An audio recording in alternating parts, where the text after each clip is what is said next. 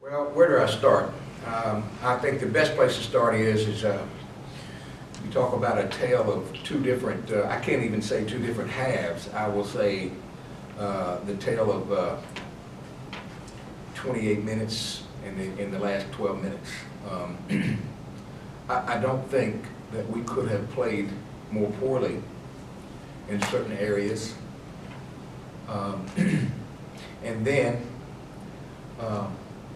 we made a few adjustments and things started to click. And when they did, they were good. Very, very proud of our team. I hope that this will be a breaking point for our team because for whatever reason, and I know that, Aaron, you see a lot of our games on the road. For whatever reason, we're more in sync. We seem like we're a better team on the road. And we come home, and for the life of me, it's very frustrating to see that team on the floor struggling in so many ways. And but man, that was a gratifying win. There's a lot of people deserve a lot of credit tonight, but I can't help but start with JT Jones. Man, talk about fire.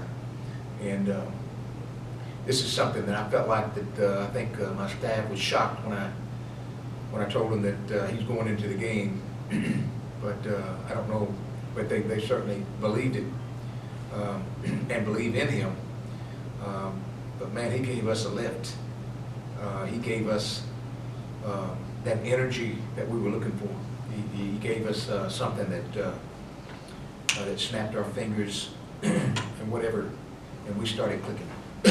Very, very proud of that. Very proud of Marcus Wallace, man. Talk about a star is born tonight. Big game, hit big shots, free throws, defensive plays all over the floor, not to mention 4.0 student on top of that. You know, you love that about a freshman. But he certainly is deserving. He played the second most minutes, I think, tonight, besides Nino Johnson. And look for that to happen again. It's frustrating, obviously, with Jerickis Bradley, because he is such a fine player, and I know he's more frustrated than anybody. He had that concussion, didn't practice, and he's warming up tonight, and he runs into a player again tonight. So he's back there in the training room with the doctors trying to make a decision whether we can play him tonight or not. That is a very frustrating thing for our team. I think that's part of our problem. We can't find that consistency that we're looking for, but maybe this will be a breaking point for him as well tonight, because I did think he got in there and got in groove a little bit. He had a big shot, hit some big free throws, but more than that, he was a good team player. And he was doing some talking after the game in the locker room about staying together, and I think that was big. But if we could fast forward to the last 12 minutes, I thought we played with that fire and hungriness and that we needed to win the game. And we certainly snuck out of here with a win, but it was a very, very good win. It's a great win for us because we certainly needed it because we were certainly playing in mud for 30 minutes. And I mean that by it just seemed like we were a step slow in everything we did. Every decision, every shot, every pass, every defensive play. I mean, we just felt like we were in mud. And we made some changes and it worked. And it's a big win for us, and we're glad to get out of here with the win. Okay. You mentioned JT Jones, kid that hasn't played very much this season. What did you tell him when he's getting ready to go in that game? What did you? I think he was just as shocked Yeah. that I went down there and told him, "You're in." This is what I always know about JT. I see every day that he's dependable. I see every day that he's undersized, but he holds his own. He's 6'4", but he probably plays about 6'6", 6'7". He comes from an outstanding program that wins with Coach Hollifield. So we knew that he has that capability of doing some things for us. And I also knew that he's a crowd favorite. And I thought that played a little bit of a role too, because I needed everything and anything to jumpstart our team and to get it going. I just felt like that if we stayed status quo at 12-minute mark, this is a loss. Because we couldn't get anything going. But I'm going to tell you the most unselfish player that deserves all the credit. Look at Antonius Cleveland. Probably one of the best players out there on the floor in the first half. In the second half, I give him a breather. And when I'm ready to return him, he says, "Coach, are you sure? Because this group right here is rolling." And he had a great point. But I just feel like that Antonius is one of my better players. I just felt like I needed him on the floor. And I said, okay, let's give it another minute. And sure enough, it just kept going. And that's an unselfish play right there from a player that would really want to be in the game. And there is a good reason why we win a game.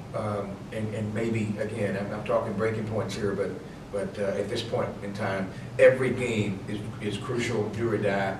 And every team is very, very good in our league. I think the whole league has improved immensely, and I think Tennessee Martin is going to be just as good. And obviously, Eastern Illinois is they've already proven that they're good. They're 7-4 in the league, so big win for us. But JT, if you're looking for a headline, it's JT Jones. Did he score the most points? No. Did he get the most rebounds? No. On all those, it was the fire. It was, I knew that that our team respects him. They want him to do well. They know he comes out and works extremely hard every day, every night, and I'm not so sure he ever got in a game. I mean, in the last 10 or 12 games, you'd have to look. In fact, he was sick going to Austin Peay. Didn't even make the trip. But tonight was his night, and he's going to see some more time because he just has that knack. He had a big steal at half court. That was huge. He had a big offensive rebound and a putback on 7-footers, I might add, and that was big. This was a great win, and JT Jones certainly deserves a lot of credit. What was, the biggest challenge that Eastern Illinois posed for you guys tonight? Or do you feel it was more your players just not there early on? I don't even know where to begin on that. I came in at halftime, and I tell you, I was speechless. I was absolutely speechless for the first 3 minutes. And just staring at our team, I think they knew I wasn't very happy. I've tried it all. But there's something about the beauty of sports is when you hang in there and become a better teammate and be that high five guy, encourage that guy. It's a new day nowadays. I just don't think you can come in and start throwing erasers and throwing water bottles and stuff like that. We're not going to do that. But I was really proud of our team because I told them at the 12-minute mark when we were still in our mud that sometimes it happens like this, and the thing I'm going to do is keep my poise. My staff is going to keep their poise, and we're going to fight our way out of there somehow, knowing in the back of my mind that I felt like I had to do more than that. I felt like I had to make some adjustments and get somebody in there that would lift us. But it's certainly a frustrating thing here because we're playing pretty good at times, but